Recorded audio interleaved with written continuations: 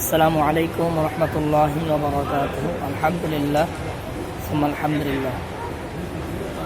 আজকে পবিত্র হারাম শরীফে সকলের প্রতি বিনীত আহ্বান হলো,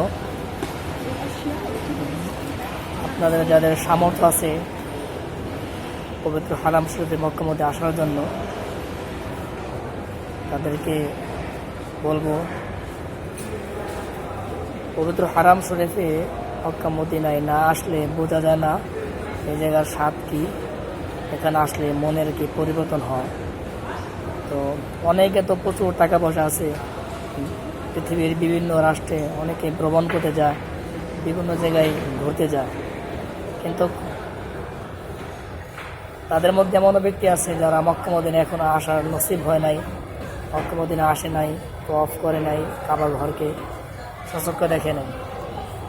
তো প্রত্যেকের প্রতি আহ্বান হলো, যারা আমরা আসছি আল্লাহ আমাকে তাদেরকে আরও বারবার আনন্দ করি, যারা আসতে পারে নাই নিয়ত করি আল্লাহ তাআলা আমাদেরকে সকলকে পবিত্র কাবা শরীফ সচক্ষে দেখার, তওয়াফ করার তৌফিক দান করুক, আমিন। নবীজির সোনার মদিনায় নবীজির কবর জিয়ারত করার তৌফিক দান করুক, আমিন। আল্লাহ পাক সবাইকে আল্লাহর ঘর বাইতুল্লাহর মুসাফির বানাক, আমিন। মক্কা মদিনার মুসাফির হিসেবে সবাইকে আল্লাহ তাআলা কবুল করুক, আমিন। আসসালামু আলাইকুম রহমতুল্লাহি ওয়া বারাকাতুহু।